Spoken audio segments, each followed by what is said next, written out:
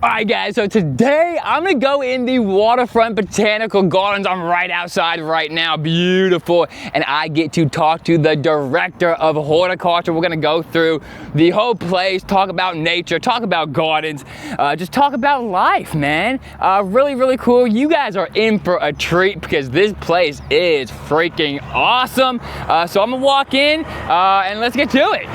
All right, guys, so today I am with Andrew at the Waterfront Botanical Gardens. Thank you so much for doing this. This is an awesome, awesome place that you have going on. So first of all, you are the horticulture manager. Is that what you are? I'm the director of horticulture and facilities. Okay, awesome. So what does that all entail? So, I mean, pretty much anything you see on site, it's under my purview. I try to take care of it, try to keep it beautiful. Okay. And try to have it a beautiful place for everyone to enjoy. Awesome, awesome. So let's just, I guess, walk through it. We can kind of look at some plants and then just talk about the plan that you guys got going on. Because this place is big. You guys recently got a bunch of funding, so that's awesome. So yeah, we can just kind of start walking through. Right. So when did this get started? Yeah, when did this whole thing get started? So, the Waterfront Botanical Gardens has been an organization for about 11 years. Okay. We were Botanica, now the name changed, so yeah, but it's been about 11 years, and we actually didn't open the gardens until 2019, of October 2019.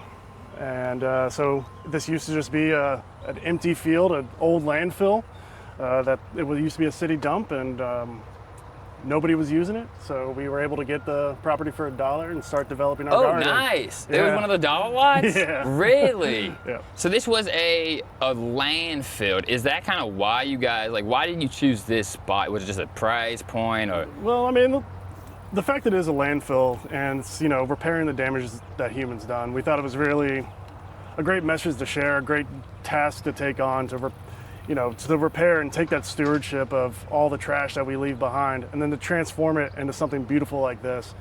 We also want to take on the challenge. There's not really anywhere else in the world doing what we're doing here. There are other parks and gardens on landfills, but nothing as intensive or quite like ours. Yeah, so I like that. We're hoping, that we can really put Louisville on the map and put this region on the map and bring something really beautiful to our community. Yeah, I think you guys can, because this is the first time that I've been here. I didn't know it was this developed, because I know you guys, this is not the end necessarily of it. There's a lot more phases. So I didn't know it was this developed. And I kept having people say, hey, you gotta go check out Waterfront Botanical Gardens. So yeah, I'm just happy I'm here. So what do we kind of got behind in these rows right here? It's right down here. This is our perennial border. It's our mixed perennial border. So we have a lot of, nothing in the ground is an annual. Okay. So all this stuff comes back year after year, keeps developing. We have a lot of daylilies and irises. One of the people who helped get this garden started, Helen Harrigan, was really big fan of daylilies and irises. So we kind of put this garden, named the Helen Harrigan Garden after her, and put those plants in honor of her and of our appreciation. Yeah, so we just have all sorts of different types of cultivars of plants. We try to have at least 3 of each type of plant in here.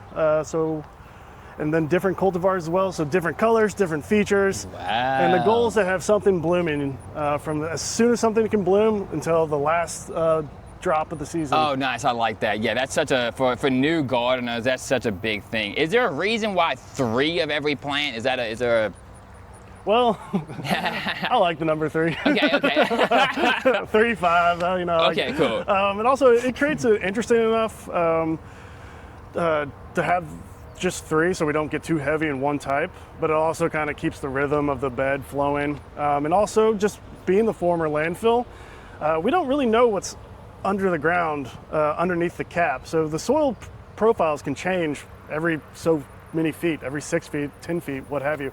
So we plant these different plants in different areas and try to gauge their success. And then that way we're like, okay, this plant does well wherever we plant it. Oh, or nice. like maybe it was a local issue that it died and while the other ones thrive. So everything we're doing is experiment. Okay. So I like to have at least a few options to makes better sense. understand That our makes site. sense. Okay, sweet. Is there anything in here that just like unusual maybe, or just really cool? Well, yeah, I mean, so with the daylilies, this gets a little bit beyond my knowledge. but they're daylilies and irises apparently are pretty easy to create different cultivars. So there's an engineer here in Louisville who is a big fan of daylilies, and he breaks down daylilies genetics and puts them in like a centrifuge and does all these crazy things. And so he's been making us new cultivars that are just for the botanical garden. No way. So about once every year, he'll drop off a bag and be like, let's see if these grow. Unfortunately, none of them are blooming right now. They all are all done blooming, but that is, you know, you won't find those plants anywhere else. It's just this guy with a hobby. And he's in Louisville? Yep. Oh, I'm gonna have to go talk to that guy. Yeah, I'll show his contact later. Okay, sweet. These are crazy looking. These are some of my favorite. These are hardy hibiscus. Wow. And I love how you have everything labeled, because this is like we were talking about before I turned to the camera. This is kind of like a zoo for plants. Yeah, I mean, the idea is, you know, people come up here and they get to see a plant they like. They can read the sign, be able to identify it, and then be able to bring it back up to their own house. Right. I mean, if we can grow plants here in a landfill, in a former landfill, you can typically grow it at your own house. Right, so. yeah, anything. If you can grow it on a landfill, you can kind of do a little bit of anything. And we want to also just empower the visitors, and, you know, we want to share this garden and make Louisville and the region prettier. So, you know, having signs is very important. That's so awesome. Yeah, because there's so many people. Yeah, that is such an awesome thing that you guys have that. And it really is. There's so many people that are starting to, because you said you've been into plants since you were basically a kid, right?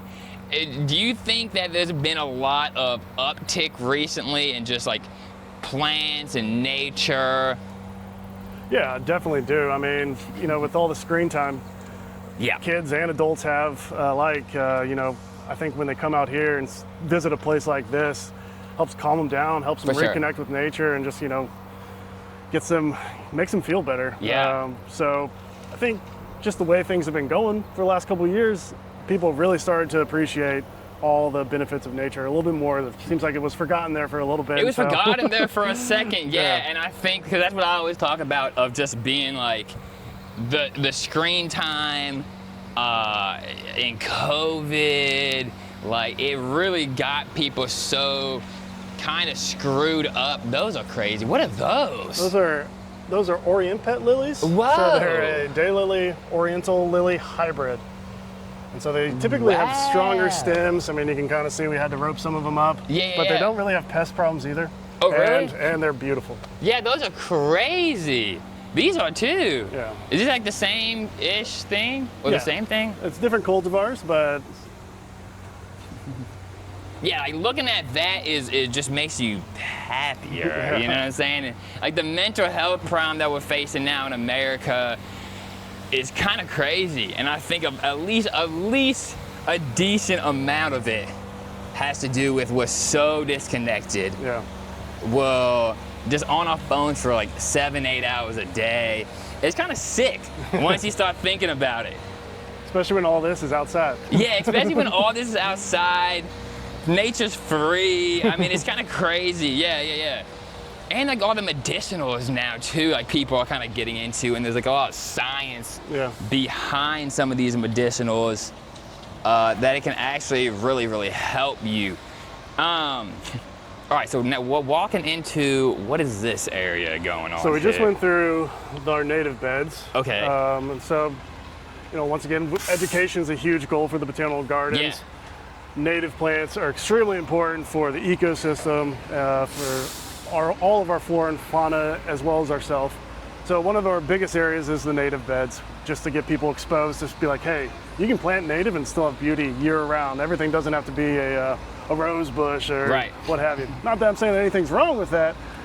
Plant what you love, but there are options, and people, it's really been a trend. People are really trying to plant more native and think more ecologically and about their locally, and so this is why this was the influence on the designs behind this bed. This is a crazy cool design. You know, we do cultivars as well. So it's cultivars are native, so some people know it as a nativar. So these aren't. A lot of them are straight species, but not all of them are. You know, I'm not a purist in that way. Yeah. For people that don't even know what natives are. Yeah. What is a native? So a native plant is a plant that has grown for historically in our area region. And they are what have evolved to deal with our climate. It is what has evolved to sustain our native insects and birds. So typically they're hardier, and they don't just provide a pretty flower or a unique smell. They provide a benefit to the garden or to the animals or insects that feed off them. So Right. you're really doing more than just appreciating the flowers. You're building a habitat in your backyard or Yeah. wherever you're putting them. Yeah, natives are awesome, and I'm glad you said that, because I made a little video the other day, and I said something about natives, and people kind of got mad at me because I said sometimes people push them too much, but they're amazing. Like, I love natives. Yeah. I plant 90% natives in my yard. When I have clients, I literally always plant natives, because like, we don't even got to tell people, they're like, people just want them because they're beautiful. Yeah. They're beautiful. Like, they make you better too. And sometimes people, like, once you tell them, like, oh, it's good for the environment, there's a group of people out there like, oh no, I don't want them anymore. You know what I'm saying? Yeah. It's kind of weird, but and so you guys have classrooms? Yeah, we have classrooms as well. We have camps. We have campers in there right now. But we have a bunch of students that come through every year. Nice. And we also try to do a lot of science out here as best we can. We partner with U of L, for example, and they've done some soil studies. Oh, and nice. Actually, because so much of my job is dictated by the soils here on the site. And we actually have found that native plants do create a healthier soil ecosystem. Really? So, yeah, the microbes inside the native beds versus the more ornamental plantings have actually shown to be healthier. So, Yeah, I mean, I guess that makes sense, right? Like, 'cause it seems like every time that humans try to mess with nature, it never ends up well. Yeah. Like, you know, like we brought the carp in Kentucky, and now it's taken over. Yeah. Everything we bring in, like the honeysuckle, I'm not sure if we brought that in or not. Yeah. But- Olmsted used to plant it in our parks all the time. Oh, did they really? It was a great screen. Yeah, and now it's like, now they're trying to take it out. Yeah. You know, Yeah. we're always learning, you know. We're always learning, that's the thing. Yeah. We're always learning. Are you guys gonna eventually, so is this just flowers? Are you gonna eventually have like any like fruit trees or veggie trees or? So we do have, over here is our learning garden. So we do have a place for Okay. where we grow some vegetables.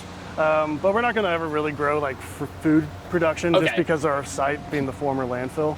Makes sense. Yeah. Makes sense. Yeah, I didn't But in the raised beds, we can have stuff. And so this is where, you know, our classes and campers come out and they can actually see where food is coming from. So that's beautiful.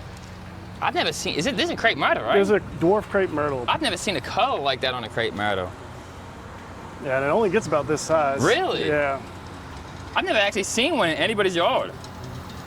That's wild. Yeah, the Pokemoke. I think that's what the cultivar is. Okay. Yeah. Yeah, that's an amazing thing for people. So, do you guys have like actual classes out here for kids? Yeah, we have classes for kids and we have adult classes as well. Really?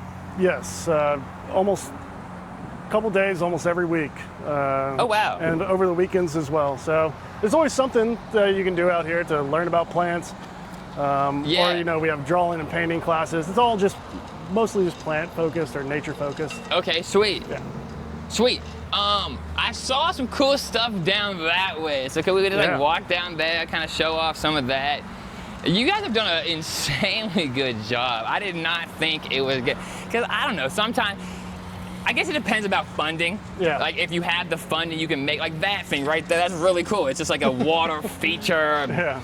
thing. And it just like, I don't know, it just makes it look, this looks like very legit. Like this is like a real cool. Yeah, we are, you know, we're trying to be a world-class botanical garden, and our, you know, the donors who have supported us, they have latched on to that message of us restoring the land from this former landfill and, you know, turn it into a place that is so close to downtown Louisville and accessible to the urban environment. So people, you know, really connect with that and want to support us, and we're trying to make it. We're trying to get on the map. We've been open for just under 7 years, and this is what it can do when you have a dedicated team.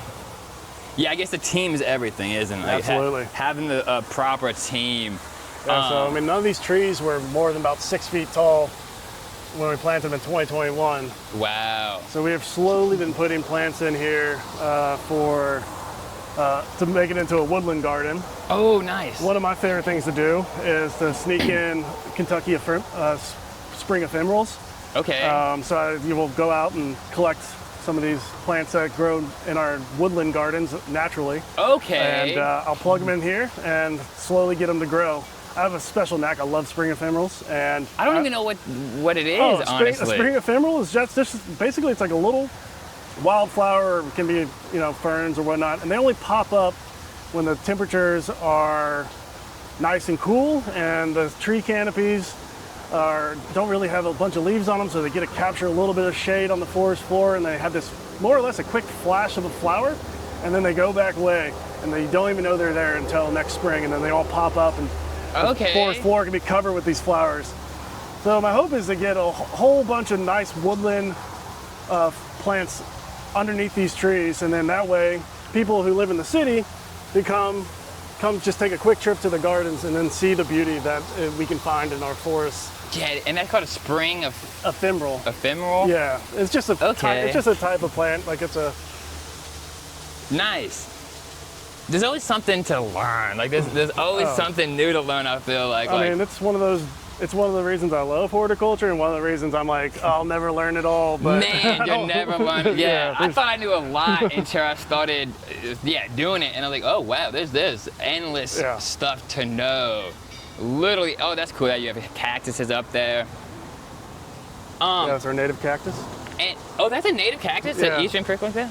Yeah, it's native to Western Kentucky. Really? You'll see them around.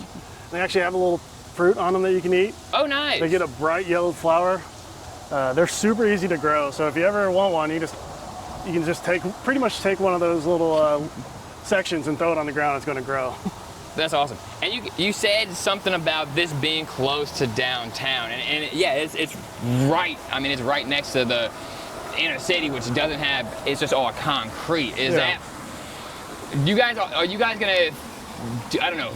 Maybe try to do something with inner city kids. I mean, I don't know. I'm just throwing out ideas, but like, it really is. That is a cool thing. Like, people really can come, because if you live in like downtown Louisville, you don't see any of this stuff. No. To be honest, like, you just see violence and horribly, but like that's really what you see, and it's like I'm so for like. I think kids seeing this, it just gives them an out, I feel like. Yeah, I mean, we had several thousand kids from JCPS come through. Oh, really? Last year. Oh, nice. So we have a bunch of kids that come in and get to check out what we have. They get to be taught in the classes. They get to come out, do some hands-on work. Then they get to just walk around, do a tour, kind of hear about what we're doing. Oh, that's awesome. Learn about the plants and animals that we have here. So yeah, I mean, we're educating the youth and getting them reconnected with nature is one of our biggest missions. That's awesome. Yeah, because the kids these days, like the iPad babies, it's kind of crazy. Because on Fridays I go to Baptist Health, and they have like a little daycare there for like all the nurses and doctors or kids, and I teach them how to garden. And now I don't have kids yet. Eventually I would definitely want kids. I love kids now, but I used to have no idea what a 2-year-old was, or a 3-year-old was. And I started teaching there, and you can tell which ones are just on their phone for 5, 6, 7 hours a day. Like, they are it's so much harder for them to concentrate. Like, it's wild to see the kids are like, oh yeah, my mom has a garden, or like, we go outside all the time, and it seems like there's so much more like focused. Like, they can stay focused and like they can do stuff. It's really nuts. Yeah, I mean, there's a lot of valuable lessons we learned just getting your hands dirty and practicing patience and knowing how you have to nurture and care for something in order for it to grow. And what is this though? Do you guys? Because I thought this was crazy cool. Yeah. So this is our waterfall feature. We are actually hoping to get some koi fish and put in some plants in here That'd be soon. awesome. Working on that now. So yeah, we built this in 2021, and we're always trying to hide the fact, not hide it, but disguise the fact that we're on a landfill, which is more just a plateau. So we're always carving in, changing the topography, adding in water features. So it really just disguises the place. Oh, it does. As the botanical garden that it is, you know, we want people to be like, wow, this used to be a landfill? Yeah, this is awesome. I was looking for you when I first came, and I walked down here, and when I saw that, I was like, holy crap, that looks super cool, because it starts right here, and then it just keeps on going down. And I was actually looking for koi too, so I'm glad you said that. Yeah, I'm like, I wonder if they have any kois in here. Yeah, we are. This was just the Koi Society has just been like, hey, you want to put some koi in? I was like, absolutely. So that just happened, and so we're working on that now. Yeah, I'm sure you guys are just gonna keep on getting partnerships. Like as people just come here and see it, they're gonna be, oh, whoa, this is cool. Yeah, I mean, they know we're serious about it. They know what we can do with community support, and so people like to hop on. Yeah, community support is everything, right? Like, yeah, I mean, we have tons of volunteers who help us out all the time.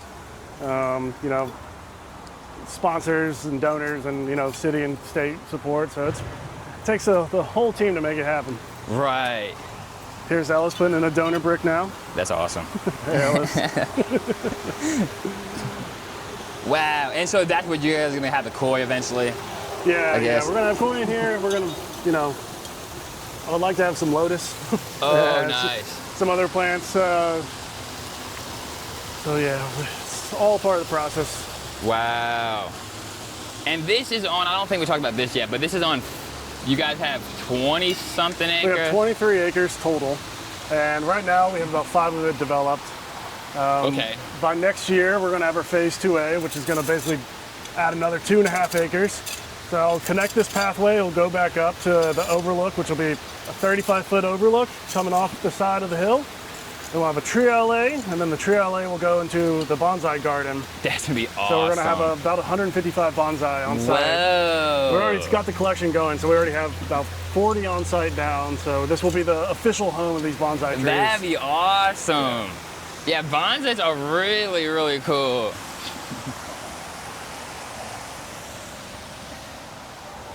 This is really crazy. And I love how you guys do classes. Yeah, classes and tours, and you know if anybody ever wants to come out, we do a lot of tours out here. Okay. Whether it's me leading it or some other volunteer leading it or someone else on the team.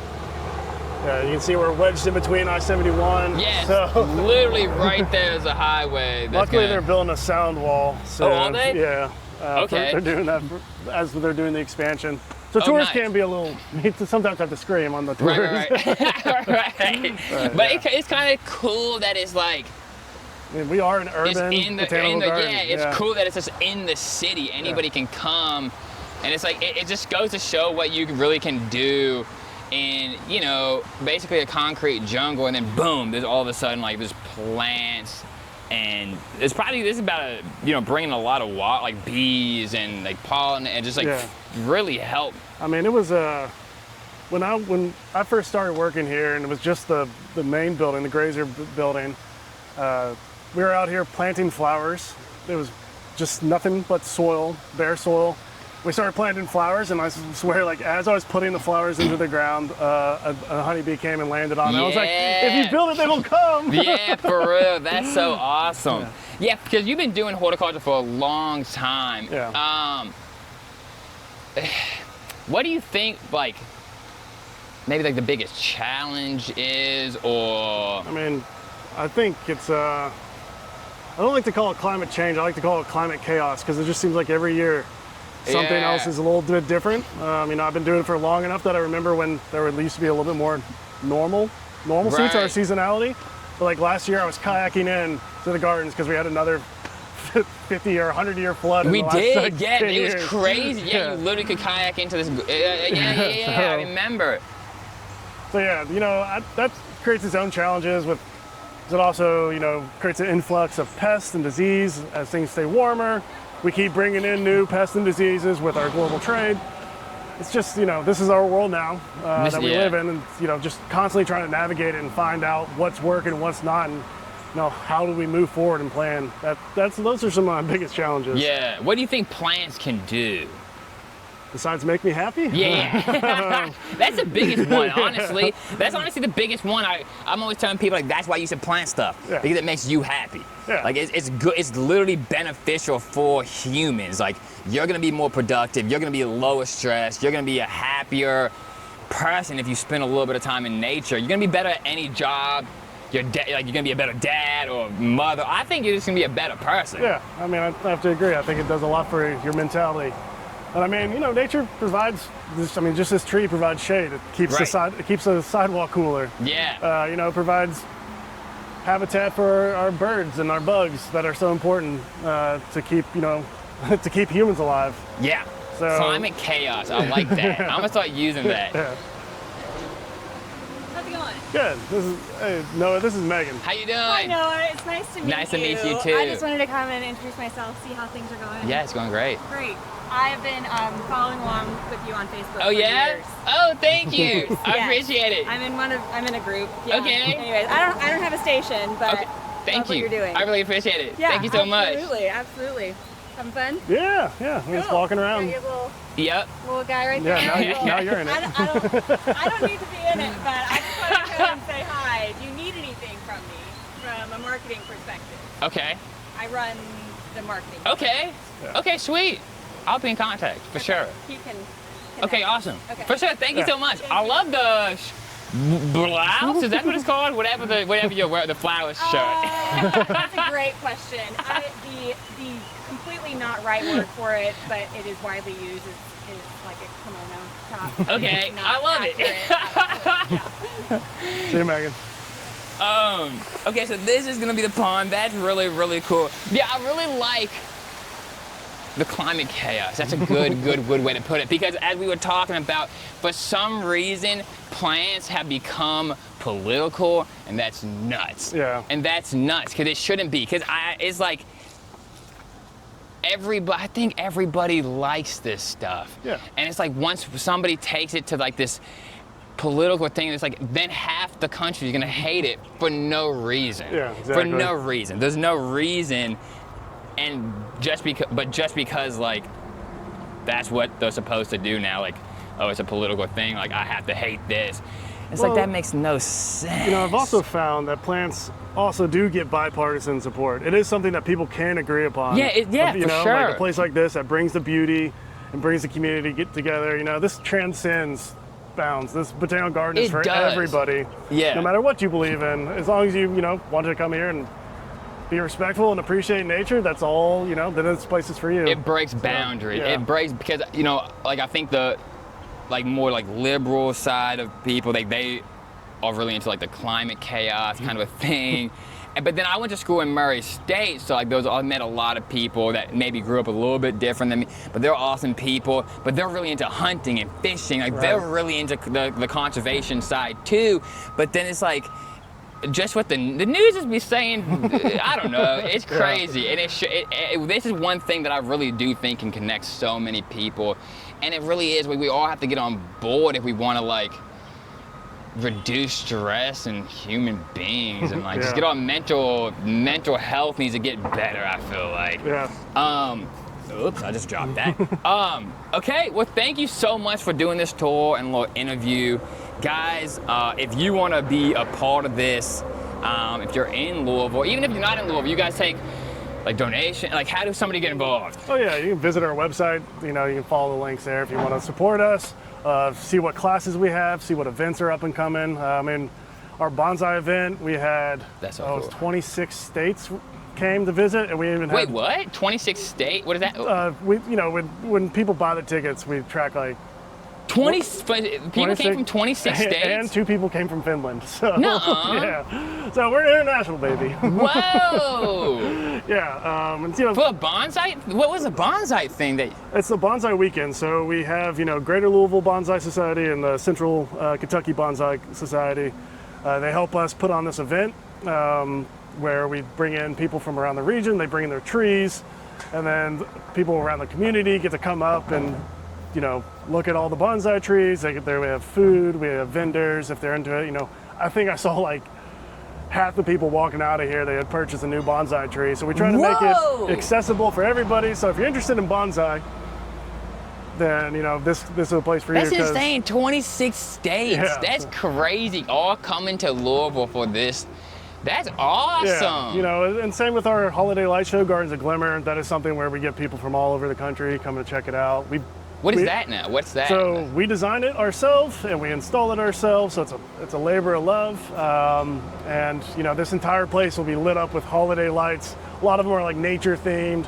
And, Whoa! And like Santa's here. We have hot chocolate. And you can spike your hot So chocolate. y'all if you doing want. okay? Yeah, Cool. so- Wow, I had no idea. Yeah, there's something going on year round out here. Oh, this is so awesome. I'm so glad I came. So this is something I asked before we leave. This is something I've been asking everybody. If there's one tip that you can give somebody and it doesn't have to be gardening, but just to live a better life, connect with communities, or connect with nature. It can be gardening and nature related, but it doesn't have to be. What would that tip be? Well, I guess like I said at the very beginning, so I might as well repeat it. Just go touch grass. Okay. You know, just get Yeah. out. Just get outside. Sit outside. This is what works for me. I like to sit outside and just be quiet and just Yeah. listen to the world around me and just find your place in it. And I like the fact that I'm just very small, just playing my role this year time. So just go out there and just sit. It really does come to mind. Guys, thank you so much for being here. Thank you for doing this, Andrew. Until next time, guys, I'll see you later.